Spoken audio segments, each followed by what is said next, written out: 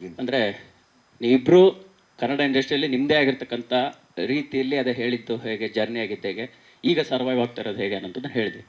ಇಂಡಸ್ಟ್ರಿಯಲ್ಲಿ ಸಾಕಷ್ಟು ಸಂದರ್ಭದಲ್ಲಿ ಮಲ್ಟಿ ಸ್ಟಾರರ್ ಸಿನಿಮಾಗಳು ಬರುವಂಥ ಸಂದರ್ಭದಲ್ಲಿ ಅಂದರೆ ಒಂದಿಷ್ಟು ವಿಚಾರನ ಇಂಡೈರೆಕ್ಟಾಗಿ ಹೇಳ್ತಾ ಇದ್ರಿ.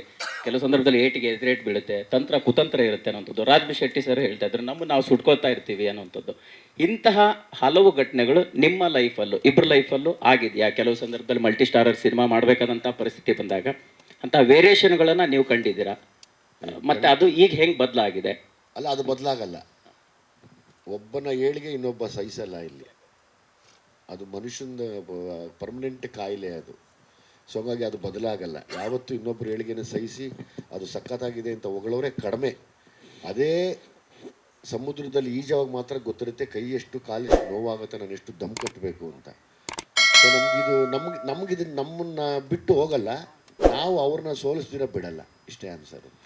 ರಾಜ್ ಸರ್, ನಿಮ್ಗೆ ಇಲ್ಲ, ನಾನು ಮಾತಾಡಿದ ಬದುಕಿನ ಬಗ್ಗೆ ಅಂದ್ರೆ ನಾನು ಅವ್ರು ಕೇಳಿದ್ರಲ್ವಾ ಸಿಗರೇಟ್, ಯಾಕಂದ್ರೆ ಅಂದ್ರೆ ಏನ್ ಗೊತ್ತಾ, ಇದು ಇಂಡಸ್ಟ್ರಿ ಬಗ್ಗೆ ನಾ ಮಾತಾಡಲ್ಲ. ಅಂದ್ರೆ ಯಾಕೆ ಮಾತಾಡಲ್ಲ ಅಂತ ಹೇಳಿದ್ರೆ ಮನುಷ್ಯ ಸಹಜ ಗುಣನೇ. ಅಂದ್ರೆ ನಮಗೆ ಗೊತ್ತಿಲ್ಲ, ನಾವೇ ಈಗ ಯಾರ್ದೋ ಒಂದು ಟೀಸರ್ ನೋಡಿದ್ರೆ ಒಂದು ಓಪನ್ ಮಾಡೋ ಮುಂಚೆ ಒಂದು ಸಣ್ಣ ಹೊಟ್ಟೆ ಕಿಚ್ಚಿರುತ್ತೆ. ಇದು ಪ್ಲೇ ಆಗೋ ಮುಂಚೆ ಚೆನ್ನಾಗಿರ್ಬೋದು ಅಂತ.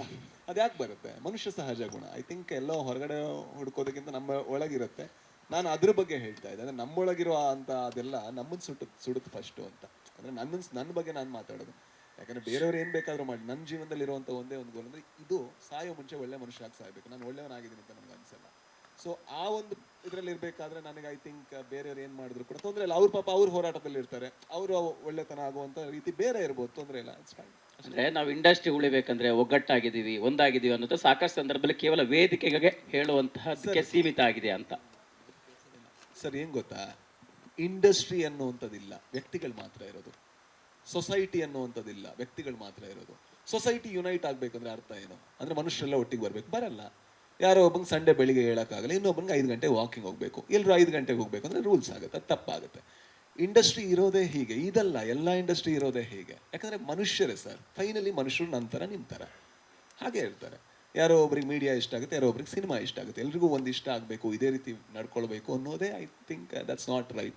ಎಲ್ಲರೂ ಕೂಡ ಅವ್ರ ಪ್ರಕಾರ ಬದುಕಲಿ. ಬಟ್ ನಾವೇನಂದ್ರೆ ನಮ್ಮ ಸಿನಿಮಾನ ಬೆಟರ್ ಮಾಡೋದಕ್ಕೆ, ಒಬ್ಬ ನಟನಾಗಿ ನಾನು ಬೆಟರ್ ಆಗೋದಕ್ಕೆ, ಒಬ್ಬ ನಿರ್ದೇಶಕನಾಗಿ ಇನ್ನೂ ಕಲಿಯೋದಕ್ಕೆ ನನ್ನ ಹೋರಾಟ ಇರಬೇಕು. ಏನ್ ಬೇಕಾದ್ರೂ ಹೇಳಿ, ತೊಂದರೆ ಇಲ್ಲ. ಅಂದ್ರೆ ಈಗ ಯಾರಾದ್ರೂ ಒಬ್ರು ಸರ್, ನನಗೆ ಯಾರೋ ಒಬ್ರು ಹೇಳಿದ್ರು ಗರುಡ ಗಮನ ಆಗ್ಬೇಕಾದ್ರೆ, ಅವರಿಬ್ರು ಕಾಮಿಡಿ ಮಾಡೋರು. ಆಗ ರಿಷಬ್ ಬೆಲ್ ಬಾಟಮ್ ಮಾಡಿದ್ರು, ನಾನು ಒಂದು ಮೂಟೆ ಕತೆ ಮಾಡಿದೆ. ಅವರಿಬ್ರು ಕಾಮಿಡಿ ಮಾಡೋ ಗ್ಯಾಂಗ್ಸ್ಟರ್ ಸಿನಿಮಾ ಯಾರು ನೋಡ್ತಾರೆ ಅವ್ರದ್ದು ಅಂತ. ತಪ್ಪ ಅವ್ರು ಹೇಳಿದ್ದು? ತಪ್ಪಲ್ಲ, ಕರೆಕ್ಟ್ ತಾನೆ. ಏನ್ ತಪ್ಪಿದೆ ಅದ್ರಲ್ಲಿ ಹೇಳಿದ್ರೆ? ಏನ್ ತಪ್ಪಿಲ್ಲ, ಕರೆಕ್ಟು. ಆಗ ನಾನೇನ್ ಮಾಡಿದೆ, ಅದನ್ನ ಪ್ರಮೋಷನ್ ಯಾವ ತರ ಮಾಡಬೇಕು ಅಂತ ಯೋಚನೆ ಮಾಡಿದೆ. ಕರೆಕ್ಟ್ ತಾನೆ, ಅವ್ನು ಹೇಳಿದ್ದು 100% ಕರೆಕ್ಟ್, ಅದ್ರಲ್ಲಿ ಯಾವುದೇ ಡೌಟ್ ಇಲ್ಲ. ಬಟ್ ಅದು ಫ್ಯಾಕ್ಟ್ ಆದಾಗ ನಾವು ಸರಿ ಮಾಡ್ಕೋಬೇಕು. ಅದು ಫ್ಯಾಕ್ಟ್ ಅಲ್ಲದೆ ಇದ್ದಾಗ ಪರವಾಗಿಲ್ಲ, ತೊಂದರೆ ಇಲ್ಲ ಅಂತ ಬಿಟ್ಟು ಹಾಕ್ಬೇಕಷ್ಟೇ. ವಿಜಿ ಸರ್, ಈ ಒಂದು ಕ್ವಶನ್ಸ್ಗೆ ಕಂಟಿನ್ಯೂಟಿ ಹೇಳೋದಾದ್ರೆ, ಆವಾಗದಿಂದ ಆ ಸ್ಟೇಜ್ ಮೇಲೆ ಪ್ರತಿಯೊಂದು ಮಾತಲ್ಲೂ ಕೂಡ ಒಂದು ನೋವಿನ ಮಾತು ಹೇಳ್ತಾ ಇದ್ರಿ. ಸೊ ನನಗೆ ಏನೋ ನನ್ನನ್ನು ತುಳಿಯೋಕ್ಕೆ ಪ್ರಯತ್ನ ಪಡ್ತಿದ್ದಾರೆ ಅನ್ನೋ ಮಟ್ಟದಲ್ಲಿ. ಇಲ್ಲ ಇಲ್ಲ, ನನ್ನನ್ನ ಅಂತಲ್ಲಮ್ಮ, ನಂತರ ಯಾರು ಬಂದರೂ ಅಷ್ಟೇನೆ. ಅಂದರೆ ಅದು ನಿರ್ದೇಶಕ ಆಗ್ಬೋದು, ಡೈಲಾಗ್ ರೈಟರ್ ಆಗ್ಬೋದು, ಅಥವಾ ಎನಿಬಡಿ. ಈ ಸಿನಿಮಾ ಫೀಲ್ಡ್ ಅನ್ನೋದೇ ಹಂಗೇನೆ. ಆ ವಿಚಾರಕ್ಕೆ ಯಾವುದಾದ್ರೂ ಸಂಸ್ಥೆ ಮೇಲೆನಾ, ವ್ಯಕ್ತಿ ಮೇಲೆನಾ, ಅಥವಾ ಕಮೆಂಟ್ ಮಾಡೋದು? ಯಾರ ಮೇಲೆ ಹೇಳ್ತಿಲ್ಲ. ಅಂದ್ರೆ ಈಗ ಹೆಂಗೆ ಕಾಂಟ್ರವರ್ಸಿ ಕೇಳ್ಬಿಡಿ. ಇಲ್ಲ, ಶೆಟ್ರ್ ಹೆಂಗೆ ಇವಾಗ ಸೊಸೈಟಿ ಅನ್ನೋದಿಲ್ಲ, ಮನುಷ್ಯ ಅನ್ನೋದಿದ್ದೀವಿ. ಮನುಷ್ಯನ ಸಹಜ ಗುಣ ಅಲ್ವಾ ದ್ವೇಷ, ಅಸೂಯೆ, ಮತ್ತೆ ಅವನ್ನ ಸಹಿಸದೇ ಇರೋದು ಸಹಜ ಗುಣ. ಅದು ನಮ್ಮಲ್ಲೂ ಇದೆ ಅಂತ ಹೇಳಿದೆ ನಾನು. ನನ್ನ ಮೇಲೆ ಇದೆ ಅಂತಲ್ಲ, ನನ್ನ ಮೇಲೆ ಇದ್ರೆ ನಾನು ಕೇರ್ ಮಾಡಲ್ಲ ಯಾರಿಗೂ. ಅದಕ್ಕೆ ಇವತ್ತು ಇಷ್ಟು ಹೊಡೆದಾಡ್ತೀನಿ ಕೂಡ. ರಾಜ್ ಸರ್, ಈ ಕತೆ ಒಪ್ಕೋಬೇಕಾದ್ರೆ ಒಬ್ಬ ವಿಲನ್ ಪಾತ್ರದಲ್ಲಿ ನಾನು ಬರ್ತಾ ಇದ್ದೀನಿ ಅಂದಾಗ ಯೋಚನೆ ಮಾಡಿದ್ದೀರಾ? ಕಥೆಯನ್ನ ಕೇಳಿದ ಮೇಲೆ ಇದಕ್ಕೂ ಹೋಗ್ಬೇಕಾ ಬೇಡವಾ, ಆ ಥರ ಏನಾದರೂ ಯೋಚನೆ ಇತ್ತಾ? ಆ ಯೋಚನೆ ಇಲ್ಲ ನೋಡಿ. ನಾನೀಗ ಹೋಗಿ ಮಲಯಾಳಮಲ್ಲಿ ಒಂದು ವಿಲನ್ ಆಗಿ ಮಾಡಿ ಬಂದೆ. ಅದನ್ನೇನಾದರೂ ನಾನು ಕನ್ನಡ ಇದ್ರಲ್ಲಿ ಮಾಡಿದ್ರೆ, ಕನ್ನಡ ಸಿನಿಮಾಗಳಿಗೆ ಲಾಭ ಇದೆ ಅಂತಾದರೆ ನಾನು ಮಾಡಬಹುದು, ಒಳ್ಳೆ ರೋಲ್ ಇದ್ದಾಗ. ಮತ್ತು ಇದು ವಿಲನ್ ರೋಲ್ ಅನ್ನೋದಕ್ಕಿಂತ ಈ ಸಿನಿಮಾಗೆ ತುಂಬ ಇಂಪಾರ್ಟೆಂಟ್ ರೋಲ್. ಹಾಗಾಗಿ ನಾನು ಇಲ್ಲಿ ತನಕ ಈ ಥರ ಮಾಡಲಿಲ್ಲ. ಹಾಗಾಗಿ ನಾನು ಮಾಡಿದೆ. ಆ ಥರ ಲೆಕ್ಕಾಚಾರ ಬರೋ. ನಾನು ಫಸ್ಟ್ ಆಫ್ ಆಲ್ ನನ್ನ ಹೀರೋ ಮೆಟೀರಿಯಲ್ ನಾನು ಮಾಡಿದ್ದೆ, ಒಂದು ಮೂಟೆ ಕಥೆಯಿಂದ ಬಂದಿತ್ತು. ಯಾವ್ದು ಒಳ್ಳೆ ಪಾತ್ರ ಇದೆ ಅದನ್ನ ಮಾಡ್ಕೊಂಡು ಹೋಗ್ತೀನಿ. ಮತ್ತೆ ಇನ್ನೊಂದು ಒಂದು ಪ್ರಶ್ನೆಗೆ ಟೈಮ್ ಇದೆ ಅಂತ ಇವರಿಗೆ ಶೋ ಸ್ಟಾರ್ಟ್ ಆಗುತ್ತೆ. ಶೆಟ್ರಿಗೆ ಆ ಪ್ರಶ್ನೆಗೆ ಕಂಟಿನ್ಯೂಟಿ ಆಗಿ ಅಂದರೆ ಯಾವುದೇ ಕತೆಗೆ ನಿಮಗೆ ಎಕ್ಸೈಟ್ಮೆಂಟ್ ಕೊಡಲಿಲ್ಲ ಅಂದರೆ ಅದೆಷ್ಟೇ ದೊಡ್ಡ ಸಿನಿಮಾ ಆದರೂ ಒಪ್ಕೊಳ್ಳೋದು ಭಾಳ ಕಷ್ಟ ನೀವು. ಸೊ ಇದರಲ್ಲಿ ಮೇಲ್ನೋಟಕ್ಕೆ ಒಂದು ಸೇಡಿನ ಕತೆ ಅಂತ ಅನಿಸಿದ್ರು ಕೂಡ ಒಳಗೆ ಬೇರೆ ಒಂದು ಸೋಲ್ ಇರುವಂಥದ್ದು ಅದೇನದು ಅಂತ. ಅದ್ರ ಜೊತೆಗೆ ಇಲ್ಲಿ ತನಕ ಬಹುತೇಕ ಸಿನಿಮಾಗಳು ಕರಾವಳಿ ಭಾಗದ ಸಿನಿಮಾಗಳೇ ಆಗಿರುತ್ತೆ ನಿಮ್ದು. ಈಗ ಈ ಭಾಗದ ಒಂದಷ್ಟು ಶೋಷಣೆ ಕಥೆಗಳು ನಿಮಗೆ ಎಷ್ಟೊಂದು ಎಕ್ಸೈಟ್ಮೆಂಟ್ ಕೊಡ್ತು ಅಂತ. ದಯಮಾಡಿ ನನಗೊಂದು ಕ್ಷಮೆ ಇರಲಿ.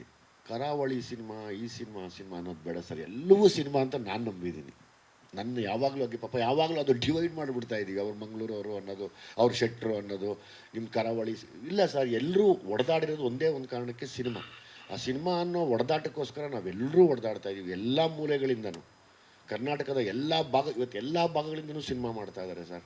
ನಾವೆಲ್ಲ ಸೇರಿ ಕನ್ನಡ ಸಿನಿಮಾನ, ಕನ್ನಡ ಚಿತ್ರೋದ್ಯಮನ ನಮ್ಮ ಕೈಲಿ ಎಷ್ಟು ಸಾಧ್ಯನೋ ಅಷ್ಟು ದೊಡ್ಡ ಮಟ್ಟಕ್ಕೆ ತೊಗೊಂಡೋಗ್ಬೇಕು ಅನ್ನೋ ಆಸೆ ನನಗೆ.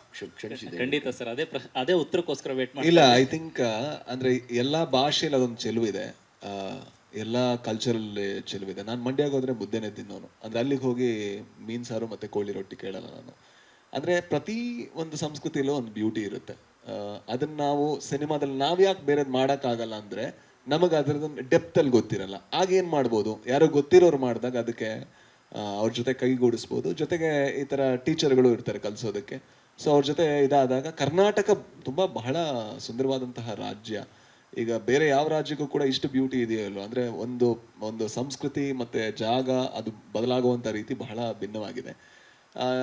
ಯಾವಾಗಲೂ ಮಂಗಳೂರು ಕಡೆ ಸಿನಿಮಾ ಬೇರೆದು ಮಾಡಿದ್ದೀನಿ, ಬೇರೆದು ವರ್ಕ್ ಆಗಿಲ್ಲ ಅನ್ನೋ ಕಾರಣಕ್ಕೋಸ್ಕರ ಅಷ್ಟು ನೋಟಿಸ್ ಆಗಿಲ್ಲ. ಸೊ ಎಲ್ಲದು ಒಂದೇ ಜಾಗದ ಒಂದೇ ರೀಜನ್ನ ಸಿನಿಮಾಗಳು ವರ್ಕ್ ಆಗಿದೆ. ಫಾರ್ಚುನೇಟ್ಲಿ ಇದು ವರ್ಕ್ ಆದರೆ ಅದು ಬ್ರೇಕ್ ಆಗುತ್ತೆ ಮತ್ತು ಈ ಥರದ ಪಾತ್ರಗಳು ಬರುತ್ತೆ ಅಂತ ಅನ್ಕೋತೀನಿ. ಸರ್ ವಿಜಯ್ ಸರ್ಗೆ ಕೊನೆಯದಾಗಿ ಸರ್, ಇಲ್ಲಿ ಸರ್ ಕಲಾವಿದರು ಎಷ್ಟು ಅಪ್ಡೇಟ್ ಆಗಬೇಕು ಅನ್ನೋದು ಭಾಳ ಮುಖ್ಯ ಆಗಿರುತ್ತೆ. ಇವತ್ತಿನ ಸಿನಿಮಾ ಬೆಳವಣಿಗೆನ ತುಂಬ ಚೆನ್ನಾಗಿ ಅರ್ಥ ಮಾಡ್ಕೊಂಡು, ಯಾಕಂದ್ರೆ ನಿಮ್ಮ ಮಾತಿನಲ್ಲೇ ಗೊತ್ತಾಗ್ತದೆ. ಅಂದರೆ ವೇದಿಕೆ ಮೇಲೆ ಹೇಳ್ತಾ ಇದ್ರಿ, ಅಂದರೆ ನನ್ನ ಸಿನಿಮಾದಲ್ಲಿ ಬಿಲ್ಡಪ್ಗಳಾಗಲಿ ಅಥವಾ ನನಗಿಂತ ಸ್ಕ್ರೀನ್ ಸ್ಪೇಸ್ ಬೇರೆಯವ್ರಿಗೆ ಜಾಸ್ತಿ ಇದ್ದರೆ ನಾನು ತಲೆ ಕೆಡಿಸ್ಕೊಳ್ಳೋದು ಯಾವುದನ್ನು ನಾನು ನೋಡಲ್ಲ ಅಂತ ಹೇಳ್ತಾ ಇದ್ರಿ.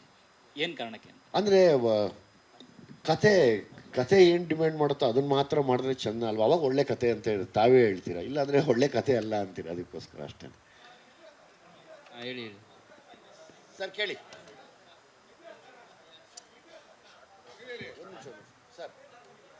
ಹೌದೌದು, ಇದೇ ಲೋಕಲ್ ಇದ್ದೀನಿ ಸರ್.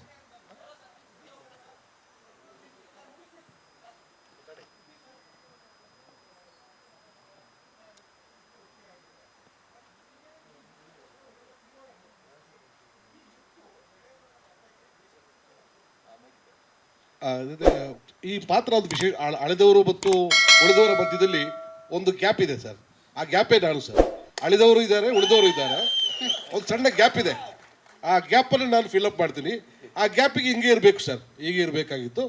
ರಾಗ್ ತೋರಿಸಿದ್ದಾರೆ. ಈಗ ನನ್ನ ಲುಕ್ ಬದಲಾಗಿದೆ, ಇದಾದ್ಮೇಲೆ ನನ್ನ ಲಕ್ಕು ಬದಲಾಗಬಹುದು ಸರ್.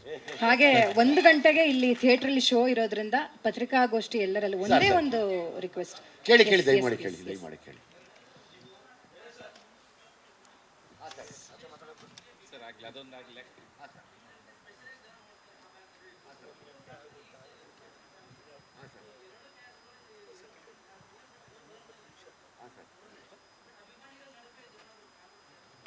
ಖಂಡಿತವಾಗ್ಲೂ ಯಾವುದೂ ಇಲ್ಲಪ್ಪ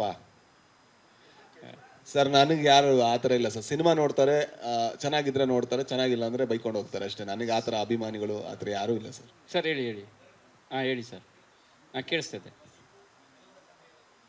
ಲೇಟೆಸ್ಟ್ ಹಾಗೂ ಇಂಟ್ರೆಸ್ಟಿಂಗ್ ಸುದ್ದಿಗಳಿಗಾಗಿ ಬಾಸ್ ಟಿವಿ ಕನ್ನಡ ಚಾನೆಲ್ನ ಸಬ್ಸ್ಕ್ರೈಬ್ ಮಾಡಿ. ಹಾಗೆಯೇ ಬೆಲ್ ಐಕಾನ್ ಪ್ರೆಸ್ ಮಾಡಿ. ಇದರ ಜೊತೆಗೆ ಫೇಸ್ಬುಕ್, ಇನ್ಸ್ಟಾಗ್ರಾಮ್, ಎಕ್ಸ್ನಲ್ಲೂ ಮಿಸ್ ಮಾಡದೆ ಫಾಲೋ ಮಾಡಿ.